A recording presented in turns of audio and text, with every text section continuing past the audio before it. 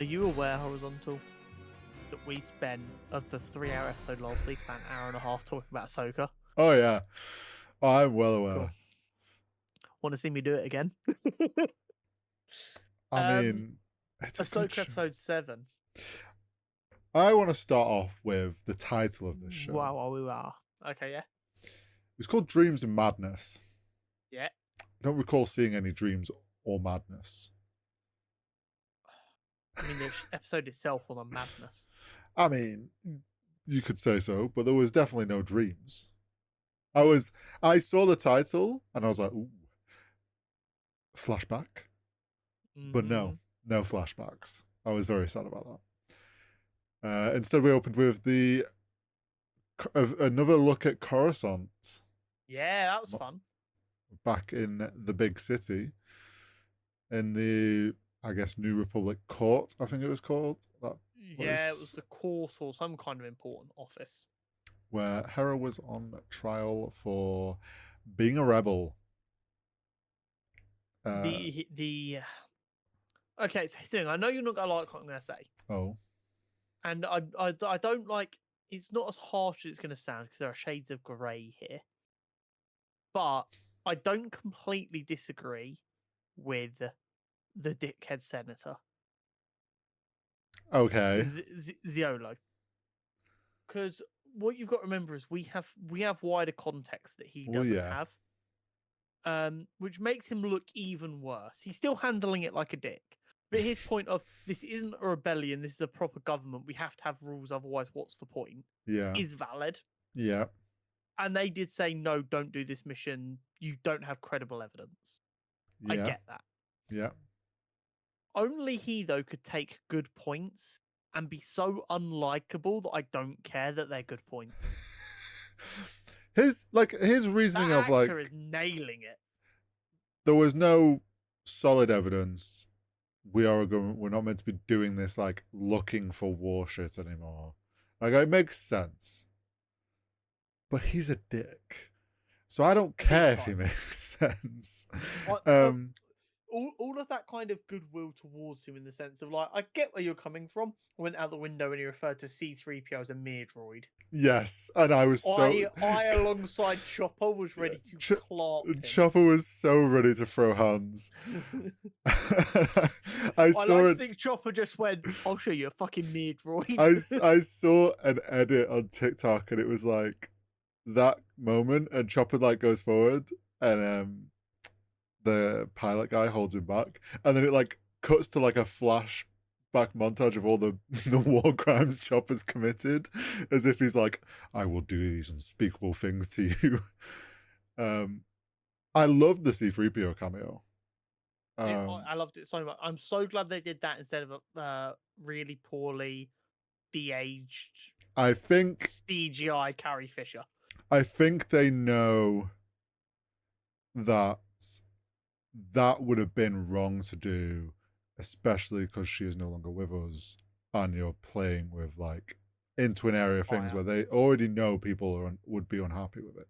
So I think they were smart. I'm pretty sure I forget the voice of C-3PO. I'm forgetting his name. British dude. Yeah, the actor. Why can his name escapes me? C-3PO. Anthony Daniels. Yes. I'm pretty sure I saw in the credits, it was his voice. I doubt it was him in the suit, as he is quite old now. I don't think he's done the suit for a while now. No, I don't think so. But at least they had his voice. Yes, very important. It was a very smart way of including the fact that Leia would be around during this time and kind of having a bit of cameo and tie into the films. Yeah. Well, I mean, everyone was kind of pretty happy after the reference 2 episodes ago where Captain Tava was like, Leia said she can only cover for us for so long, we need to get heading back. Yeah. And everyone was like happy with that. Everyone was content with that. Like, yeah, go on, Leia, always with the rebels. We love you, blah, blah, blah. But then for her to send 3PO over just to save Hera from a court martial is peak Leia Organa. It was great. And Bale would be proud. I will say, it was a bit weird Hera not having goggles on her head. Like I was seeing trying to, no I was headphones and trying to no work it out. goggles, I was like, it looks weird. Bit like when we saw Ahsoka without her headband Yeah, thing. It was yeah, just like, this feels like I shouldn't be seeing this. yeah. It took me a second to work out what about it was confusing me, and then when it clicked, I was like, oh, I don't like that. Oh, The thing also, is, it didn't look bad. It just no, looked weird. it was just, yeah. And, and I think when you're used to an animated character who Mm, is famously always going to look the same, yeah, it's even more noticeable. yeah. Um, Going back to the dickhead guy, I am almost certain he must be on the Shadow Council. Like his points were valid, but the way he was acting about such things and trying to dismiss this whole Thrawn stuff, like completely, like, oh, it's just this is a droid, like it's not worth it. Like we don't need to be talking about Thrawn. Almost made me feel like either he's on the Shadow Council or someone's paid him off to try and block this. I kind of am of the opinion that he might not necessarily be Shadow Council involved, but he's of the opinion I want no war, so I'm not going to look for it. And if it happens, I will just go to the winner. Yeah, he's definitely the I person who would pick the winning side. Yeah, Just I feel like he would rather quash any qualms of we need to be prepared, so that if mm, there is a war, they lose really quickly and he can just jump ship and go to the other team. And I feel like he'd be the exact same on the Empire side as well. um also in that court scene, something I just remembered. Someone I saw a thing that pointed out it was General Akbar. Was it General Akbar? I knew it was Yeah. his species, So obviously, but I wasn't 100% so sure. someone put a picture and it had like the same kind of colors and pattern on his head and a very similar looking like the Admiral badge. So people are presuming that it was General Akbar, which I is don't. very cool. Maybe General Akbar became a senator after the war Probably. It ended. wouldn't surprise me. Um, I did notice it was his race, obviously, and I was like, Yeah. oh, that's cool because there has been a long-standing and often fair criticism that Star Wars under Disney has not had as many alien species present. Yeah. Um, so any opportunity to remind us that actually, when you look at the original trilogy, there's a fuck ton of different Yeah. non-humanoid aliens. It's always nice when they remember to bring some of them back. Well, it's Dave, isn't it? Dave's making sure that the right races and aliens are in the right places. Uh-huh. I'm trying to remember. Oh, then we cut back. They went to Ahsoka and the ship, didn't it? Inside the whales. Yep. And we got a very cool moment of more Clone Wars Anakin Yep. Yep. through a Yep. recording. Go I was really upset that he didn't call her Snips again because there's something about Hayden Christensen saying Snips that just itches my brain in the best way. So I think he didn't say Snips because that was the last one he did. And when you think about when was the last time that uh, Anakin talked to her or did some training, and it was like back when just before she left. Yeah. Or it would have been a lesson that he recorded for her that was when she came back to help them right at the end of things. But I wonder if that was a recording of, when he takes her off to train her with the clone troopers and he's like listing off that you're not just going to be fighting droids. Like, and it's like, it was very much gave me the vibe of when he was doing that lesson of, and teaching her how to survive essentially the clone troopers. Yeah. Which was very cool, kind of like almost parallel there. I know, I can't get enough. All of the little callbacks have been done in a very good way that are additive and not distractive. Yes. And I think that is very important. Especially when, as it seems currently, Filoni is trying to wrap up all of the old characters so that we can move on into a new era. I'm okay with it. I'm only going to have a problem with it if after we get all of this wrapped up, we just get more of the same characters again, and it's just more cameos for cameo's sakes. That's when it will get a bit much. But if this is just to wrap it all up and then go into the future or into the past with new faces, perfect. Yeah. And Ahsoka was back training with 2 sabers again, which was very cool to see. Yep. and practicing that. Oh, something I've just remembered about the court scene. Yeah. There was the mention of Moff Gideon on Mandalore, Yes. Yes. and they were He like, was like, there "This, is no evidence of Imperial yeah, remnants. he's He's like, just, what about Moff Gideon on Mandalore? He's like, he was a crime lord. yeah, Yeah, he with just Imperial technology. brushed it off, not knowing that, like, oh yeah, he was doing cloning, he was That is building the biggest piece of evidence for him, to be paid off." yeah, or Yeah, being happy with the level of corruption that exists. but with that, that puts us. We now know where the timeline lies up with Mandalore. Like, this is Yeah. whether They're semi-parallel. semi-parallel. This more so just after Yeah. Mandalorian season 3. So we got that, and then they appeared out of hyperspace, and the whales got absolutely bombarded. But we didn't see I any don't die. think any died. We Yeah, didn't see I'm any going to go die. ahead and say they all survived. Some absolute tanky motherfuckers, those things. But they were very much, and rightfully so, went, yeah, no, we're out, and just dipped. Yeah. It made me very sad to see them get hurt so much. The minefield was ridiculous. Like that, like when it did the wide angle shot and you saw like all the mines just like in rows, it was ridiculous how many there were.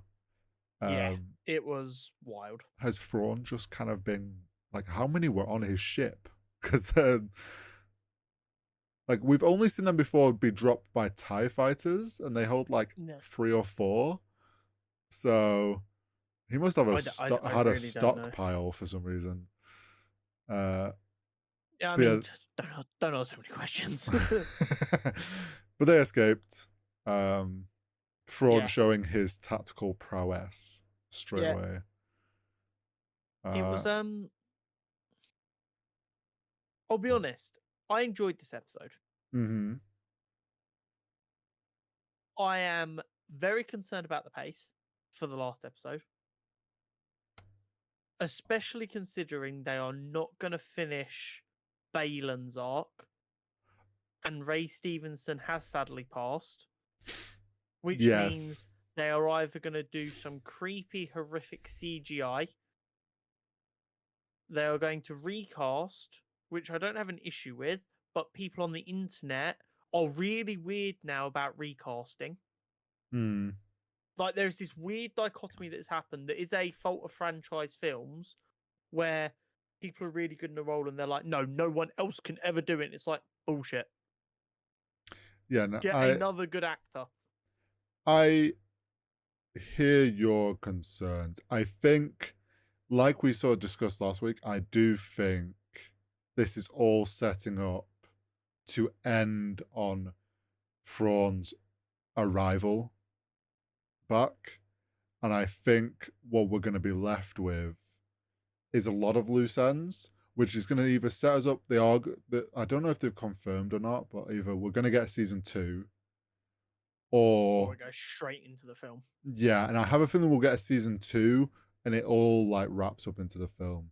But I do think we're going to end up with a situation, or the pacing is leading to Thrawn escapes and it'll end with him like arriving, and that's where it'll end. And it'll be like Thrawn has returned, or the heirs of the Empire has returned, or something like that. I think the heroes of Ahsoka, Sabine, and Ezra and Huang are gonna be stuck or left behind and have to figure it out. Along with Haiti, I think she'll be there, which we can get into what I think might happen with her. Yeah. But then also I do think Baylan's, it's either going to end with him finding the location of whatever it is he wants, or like there's going to be some loose end to like I don't know, Ahsoka finds out where they find out where he's going and they're stuck now of who to go after. But I do think you're right. It's going to leave a few loose ends, and unfortunately for Baylan, because the actor, he's died. I don't think they do CGI. I think with the love that he's got for his character and it being Dave Filoni, like he will recast so he can finish that storyline, and they'll do it with someone that it is similar enough that it's not jarring. if that makes sense. They'll find someone who is willing to step into those shoes, who also has a very similar appearance, and it can be like complete it for the sake of that actor and completing that story that he started. And I think the fans, there's definitely going to be some fans that are like, why have you recast him? This is, no. It's like, what do you want? Like, the story has to be finished. Yeah. It would be, I think what people seem to fail to realize more recently is that actors are artists. Yes, you'll have some that are more artists than anything else, and you'll have some that are just like, I'm okay at this, I want to make my money. Like, not to throw shade, Jason Statham has very clearly said he's not an artist when it comes to acting. He was a guy who was never going to make any money. He got the opportunity to be an actor and make money doing action films, so he makes action films. Mm-hmm. And then on the other side, you have, like, I don't know, your Leonardo DiCaprio's, your Michelle Pfeiffer's and that, who, your Robert De Niro's, who are like, no, this is a craft. I'm trying to be the best I can be. Ray Stevenson comes across to me as more of the latter, which means he will care deeply about this story and this character. Yeah. I would imagine he would want that story to be finished. All that you have to do is make sure you cast the right person to do the character justice. Yes. Which I trust in Dave to do. Yes. I mean, he found Ray Stevenson. Yeah. And like he has shown, like he's shown multiple times how much he cares about Star Wars and the characters and makes sure they cast the right person. So I think he will do right. But while we're talking about Baylan stuff, like, so Baylan very much like, okay, Padawan or apprentice. Whatever. Yeah. You've got your path now. I have mine. You clearly want power and whatever Thrawn, you're lord to what Thrawn is giving. I have this other direction. So you've got to go deal with them on your own. I'm off to do my thing. Also goes back to the whole wolf tie-in. Because in Norse mythology, Skull chased the sun, while Haiti chased the moon, which was just a mere reflection of the sun. So realistically, it's like Baylan's off to find the power. And She's chasing what she power. Yes, not realizing that. Oh my god! And okay, so I'm gonna go back to being nice about artists. Say what you want about Star Wars, because it is a soap opera in a lot of ways. Yeah. It's very over the top and it's sci-fi and it's a little bit goofy. Yeah. But at the same time, George Lucas takes a lot of the ideas from all different mythologies. We've discussed this at great length for different times. And this is why Filoni is such an heir to George Lucas, ignoring the fact that George Lucas is literally the Grand Master and Filoni is his apprentice in the way that lineage works in Star Wars. It's like literally exactly how they've worked. He's also writing the stuff in the same way. That being Norse mythology is not a fucking coincidence. Oh no, it's 100% on purpose. When in Rebels you had the black and the white Lothwolf in the mural, that Lothwolves were a big part of that last season, but not enough that you would put them in with what? Technical issues. In the sun. Oh, it's so deliberate. Oh, did I cut out? You did cut out. Did I get so excited I broke the internet? You did. You froze and then you just went hyperspeed as your audio came back in. So it's also deliberate and so well thought out. Yeah. And I'm loving the Skull and Shin scenes so much because they are so like, it's not even mystical. It's very much Shakespeare meets Karate Kid. I know what you mean, but yeah, okay. Yeah? I'm with you. Yeah, I get you. It's no, you're not wrong. These... Like Dave is like in every way that he's written this series is like he knew from the start that like, okay, this is going to be leaning heavily into the mysticism of Star Wars and all the cool, like more magical and Force stuff that people don't understand.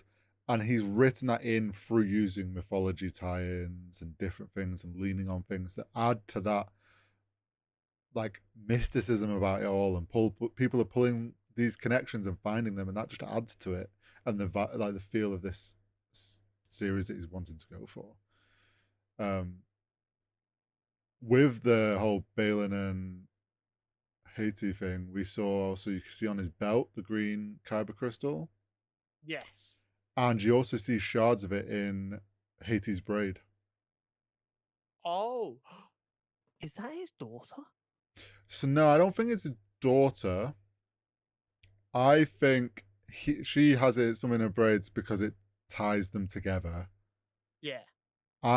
The theories I've heard is either it's from his master, it's his old kyber crystal, or it was an apprentice that died in Order 66, and it's that kyber crystal. I don't think it being an old one of his makes a lot of sense based on the lore we know about lightsabers. As a general rule, you bleed your own. Yeah, and It like a commitment to Dave's the dark side. yeah, Dave's kind of lent into, although he's never explicitly said that stuff. That's the fear, like sort of thing he's lent into. So I'm with you. Yeah. I don't think it's his old one, unless it like got damaged.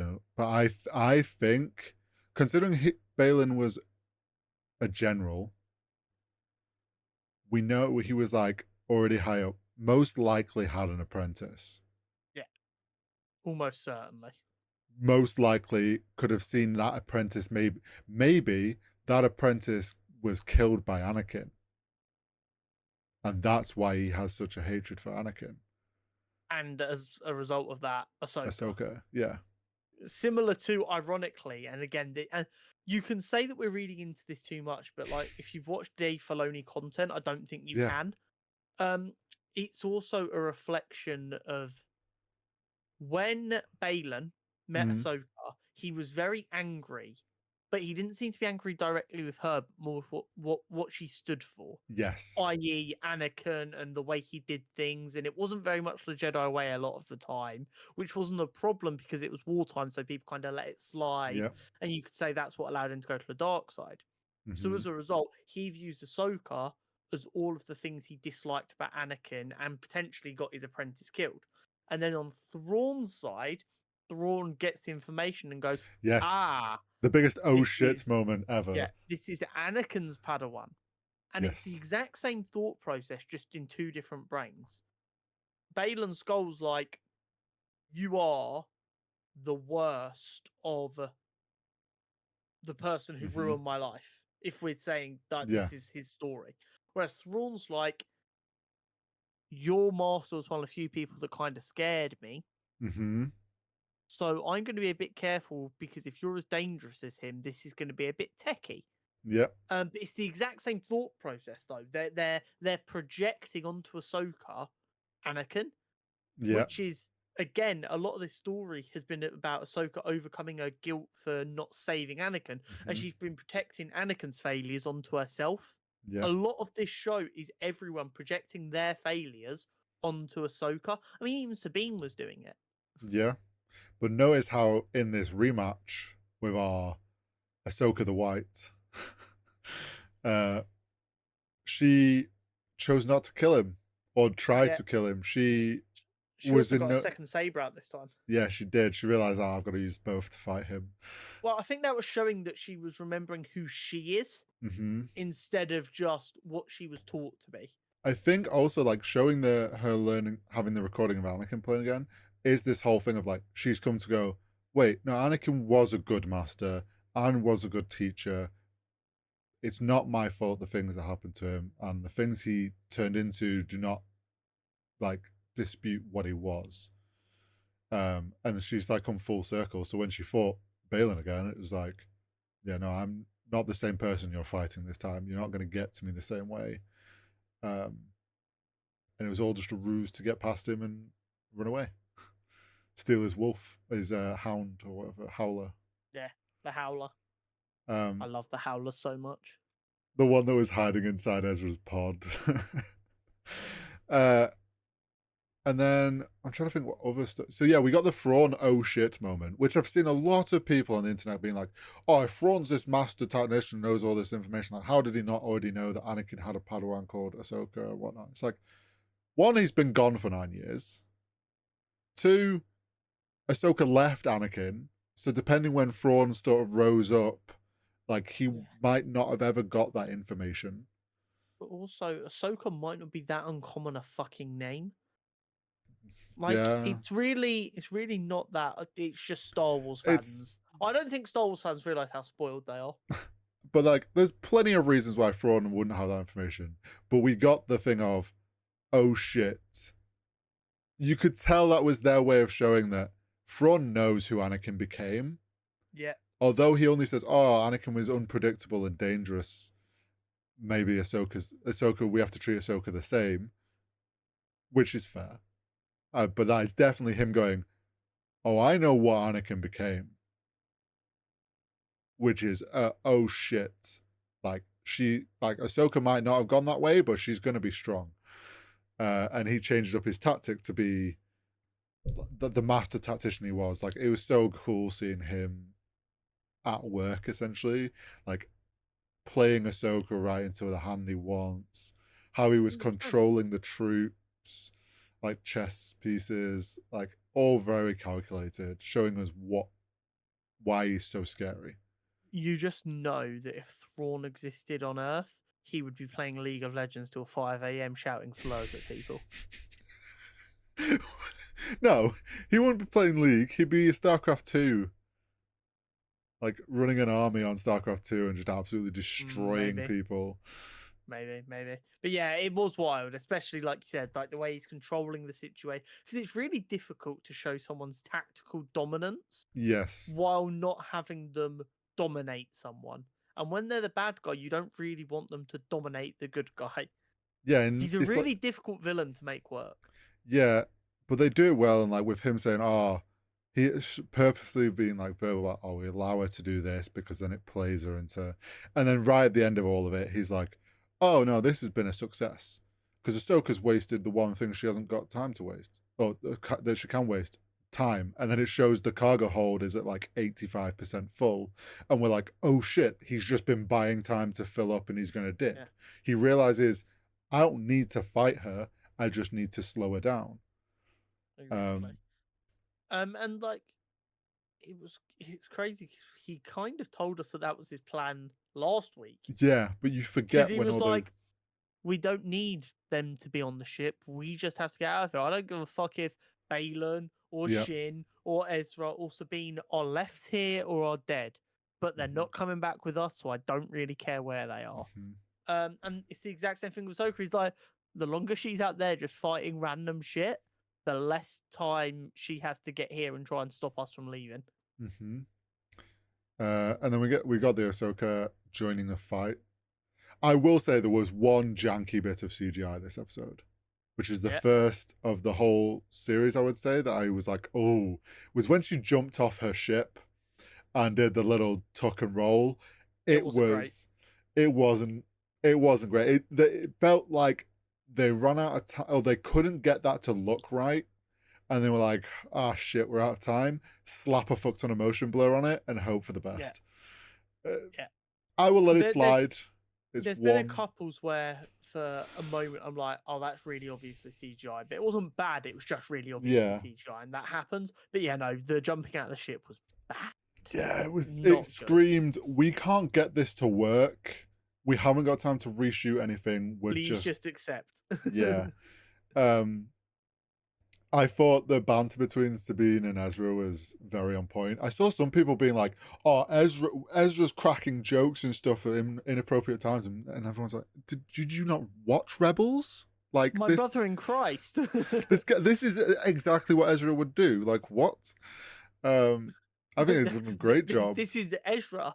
Yeah, like, and I saw a great tweet. It was like, the one thing I hate the most when characters are accurately transferred from their animation into live action. Yeah. How I hate that.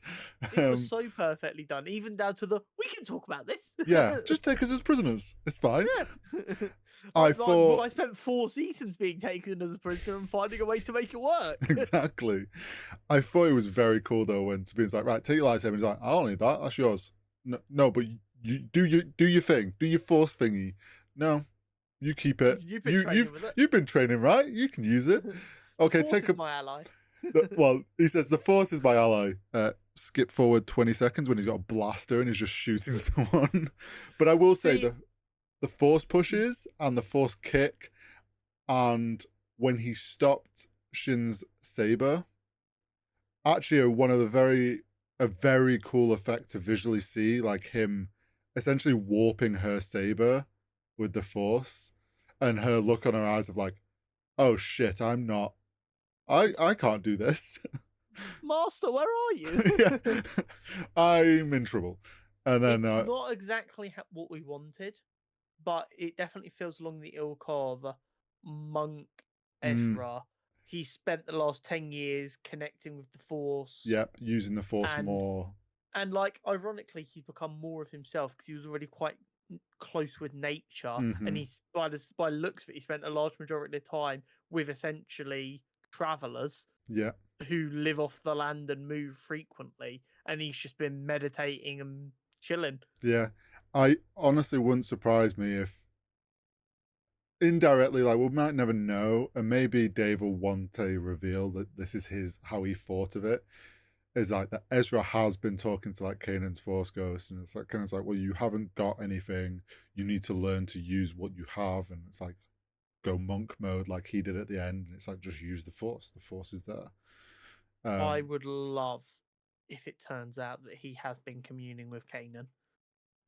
It would be very cool. We also got Ahsoka trying to get Shin to turn. She sees a glimpse of hope in her. I feel like coming out of the World Between Worlds, Ahsoka is now truly herself, which is what the white is obviously there to represent. She is healed, she is her.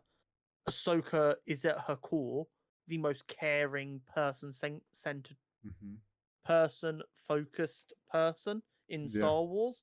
So she will, even by putting herself at danger, just give people chance after chance to. Well, it also would be the Grey Jedi, because they're not an official thing, but it is very much a Grey Jedi way to be like, you can step away from the Force. You don't have to become a Jedi.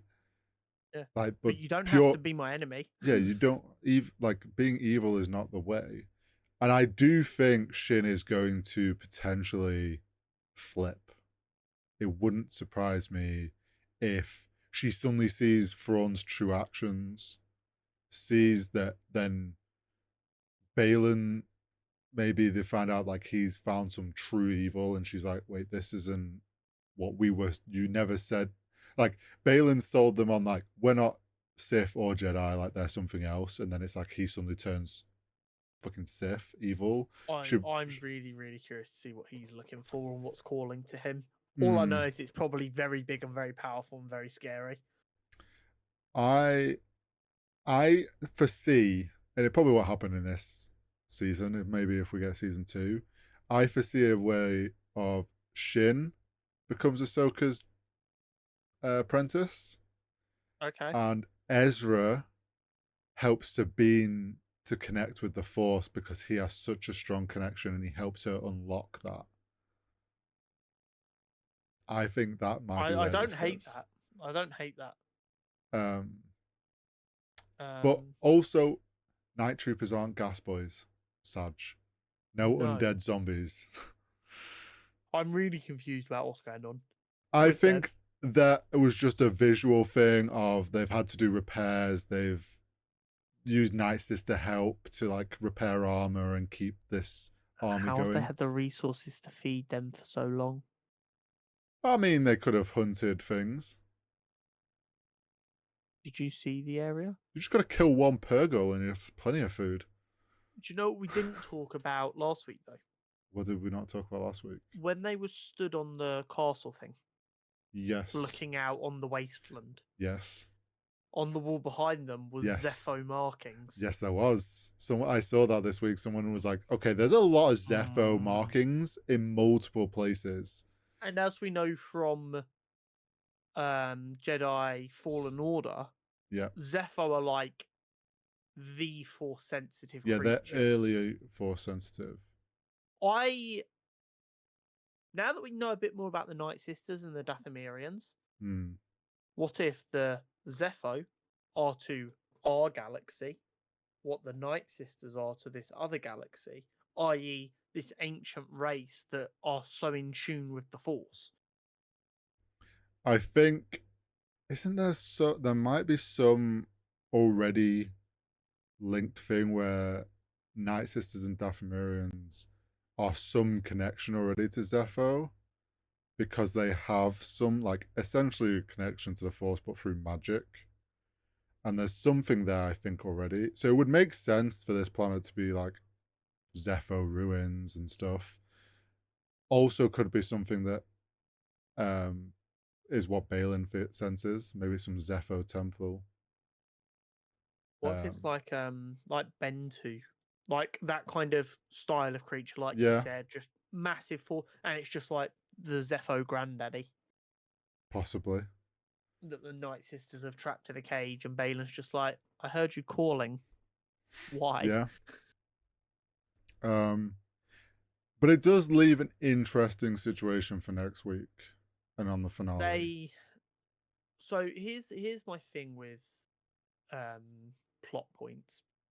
I have no issue if the plan is for a second season for stuff to be left open ended. However, they can't just leave everything open ended, because then you find yourself going, well, am I just gonna have to rewatch this entire season before season 2 starts to remember all the important plot points?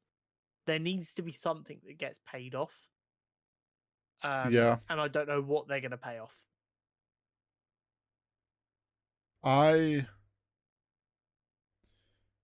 So I think for sure Thrawn returns. I think that's how it ends fully. Thrawn arrives out of hyperspace and just goes, Thrawn has returned. And that's where that ends it. So that means that he is going to escape. I think that makes sense. I think there's going to kind of be a split. There's going to be a situation where Ahsoka's going to be like, okay, so Ezra's going to be like, oh, let's go home then. And Ahsoka's going to explain things, and then Sabine's going to be like, I didn't tell him yet. And then it's going to be like, oh shit, figure that out. Why wasn't that talked about more? Yeah. I think Shin's going to be running back to the ship, to which I think Thrawn's going to be, what the fuck are you doing back? You haven't finished your task yet. Essentially betray her. And she's going to be like, oh shit, either she's going to die or escape and go crawling back to Ahsoka and be like, I've made a mistake. Or she'll go looking for Baylan, and Baylan will then betray her, and she's then feels lost, so goes to Ahsoka. I think Ahsoka tries to, or Ezra, one of the two, tries to chase Baylan to wherever he's going. So then there's a bit of a split. Ezra's gonna know where Baylan's going. I don't think he's been told that Baylan's looking for something yet. Well, we don't know that. With just how in tune Ezra is and how long he's been on the planet, I feel like he'll be like, yeah, there's this one really weird place that gives me bad vibes. He's probably going there. Because, dark side as fuck. I wonder if... what if Shin goes back to Ahsoka because she gets betrayed by Thrawn? Ahsoka offers her a hand again, and then she says, well... But they're like, where's your master? And she's, oh, well, he's gone off to search for something. And that's when Ezra's like, oh shit, I think I know where he's going. Yeah. And then they have the decision of, do we stop Thrawn or do we stop Baylan? And I think it ends up being this whole thing of like, well, Ezra and Ahsoka are going to be like, shit, the thing that you're saying Baylan's going to get is worse in the grand scheme of things than Thrawn getting back. And then maybe they go to try and stop Baylan. I think it'd more likely be Shin and Ezra are like, we have to stop Baylan, because obviously Shin's worried about Baylan, and Ezra being on the planet will be like, no, that place is really, really concerning. And then you'll have Sabine and Ahsoka, whose entire thing has been, we have to stop Thrawn from getting back, are going to be like, no, we need to stop Thrawn from getting back. Yeah, maybe. But yeah, it'll definitely be interesting to see how stuff might play out and how the cards are going to fall come closing time on Ahsoka season 1. I wonder. I want to see Enoch fight. Yeah, I've got a feeling Enoch is just going to be another really cool design that doesn't actually do much. I think he's going to be a dust boy. I think he is actually a dust boy. And I think he's going to end up, he'll get to go back with Thrawn. And we'll see Enoch do cool shit to like someone who goes against Thrawn, just some soldier, and he's just like, Enoch absolutely beats the shit out of him. But yeah, there's a lot up in the air for the finale. Overall, though, been loving the series. And 100%. I just hope that Dave goes, yes, there's a season 2 of Ahsoka before the film. Because I think if this was to go straight into the film, there's so much that we'd have to do in that film. Yes, 100%. And in so many different places, because you're going to be pulling from Mandalorian and from Ahsoka, and if they bring in Boba Fett, I don't know if they will. Like, there's a lot of areas they'll be pulling into the film that I don't think they can deal with all this Ahsoka stuff. 100%. But I trust in Dave. I do absolutely. I think we will get at least one more season of this, and yeah, probably just this before the film. Yeah. I could see us getting another Mandalorian to see Grogu get some training. But I definitely think they can also take off in the position they left the Mandalorian straight into the film. Yeah. And just skip ahead, because you got to remember, obviously, this is set after. So yeah, they could just skip ahead and be like, oh yeah, Grogu's had some training now. Yeah. Yeah.